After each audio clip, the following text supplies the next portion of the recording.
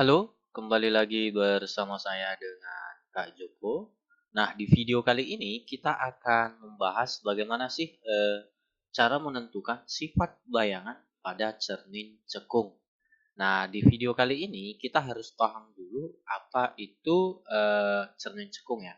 Cermin cekung di pertemuan berikutnya kita udah tahu bahwa di sini cermin cekung ya, cermin cekung itu adalah cermin positif ya. Oke. Ini adalah cermin positif.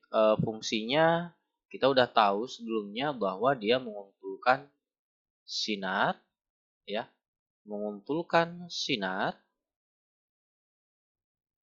Kemudian di sini nanti jarak fokusnya itu positif. Kemudian jari-jarinya juga positif. Nah, oke. Nah, sekarang kita akan disuruh bagaimana sih menentukan sifat bayangan pada cermin cekung. Nah, eh, kita harus memahami dulu sifat-sifat dari cermin cekung ini. Nah, cermin cekung nanti bentuknya seperti ini. Ini bagian depan ya. Ini bagian depan dan ini bagian belakang gitu. Nah, jadi nanti kita tandai bagian belakang dia nanti seperti ini gitu. Nah, di sini tentunya kita jangan lupa bahwa ada sumbu ya, sumbu utama. Jadi nanti jarak antara cermin dan nanti ada di sini titik ke api, kemudian ada jari-jari ya. Oke. Nah, di mana jari-jari ini adalah 2 kali daripada jarak fokus gitu ya. Oke. Nah, jadi nanti ketika kita membuat gambarnya seperti ini, maka tentunya di sini ada letak benda ya. Letak bendanya pasti di depan.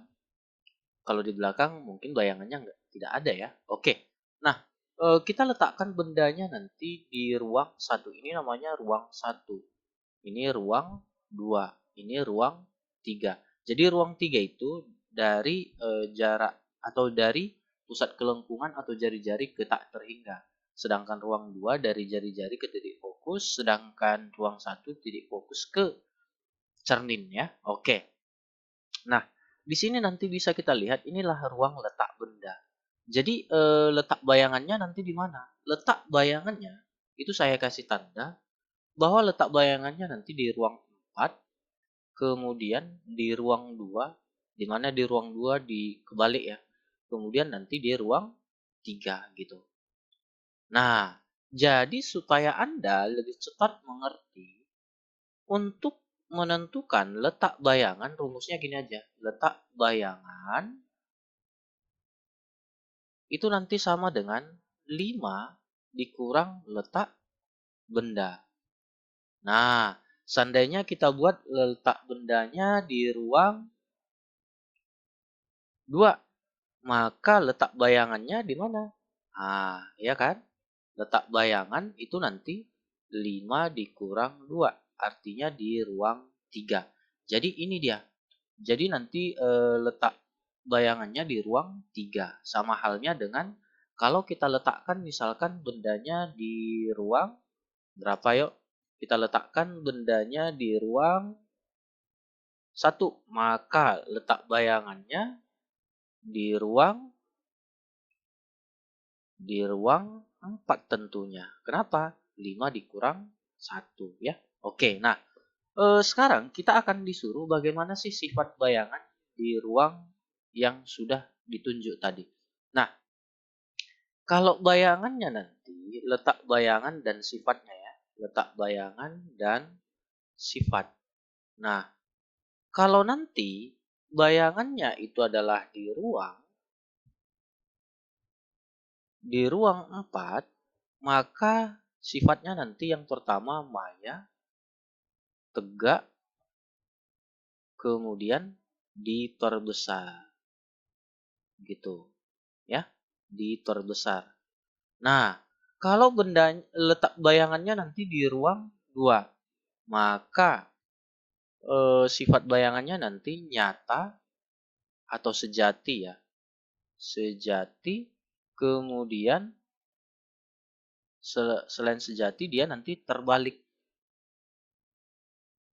kemudian diperkecil gitu. Nah, ini dia.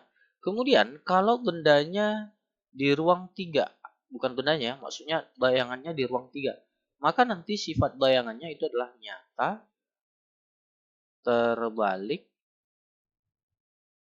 kemudian diperbesar gitu. Ya. Oke. Jadi kalau dia diletak bendanya di ruang 1, maka bayangannya di ruang 4. Kenapa? 5 dikurang 1 ya. Kalau bendanya di ruang 2, maka bayangannya di ruang 3. Karena letak bendanya di ruang 2, kemudian 5 dikurang 2 kan 3. Gitu. Nah, jadi kalau kita letakkan misalkan bendanya di sini, maka bayangannya nanti di ruang 4. Gitu ya. Oke. Nah, kalau kita letakkan bendanya di ruang 2 nih, maka bayangannya nanti di ruang 3. Gitu. Paham ya sampai sini ya? Oke. Jadi kita masuk ke contoh soal berikut ini. Jadi contoh soalnya begini. Katanya jika benda nyata diletakkan nyata, berarti asli bendanya. Diletakkan pada jarak lebih kecil dari jarak fokus. Kalau dia lebih kecil dari jarak fokus, itu artinya bendanya nanti ya diletakkan ya lebih kecil, jaraknya lebih kecil daripada jarak fokus. Jadi kira-kira bendanya di sini gitu. Nah, bayangannya pasti kita sudah pasti tebak. Bayangan yang terjadi adalah pasti kita udah bisa tebak bahwa dia di ruang 1. Maka bayangannya di ruang 4. Jadi tadi kalau dia di ruang 4 yaitu maya tegak diperbesar. Jadi jawaban yang paling tepat adalah maya ya tegak kemudian diperbesar. Jadi jawaban yang paling tepat itu adalah E. Ya. Oke. Nah, sekian dari saya. Terima kasih telah menonton video ini. Nah, untuk video-video selanjutnya saya akan menentukan bagaimana sih cara menentukan jarak bayangan suatu cermin cekung maupun cembung. Sampai jumpa di pertemuan berikutnya. Jangan lupa share, like, dan subscribe. Terima kasih telah menonton video ini. Sampai jumpa di video berikutnya. Bye-bye.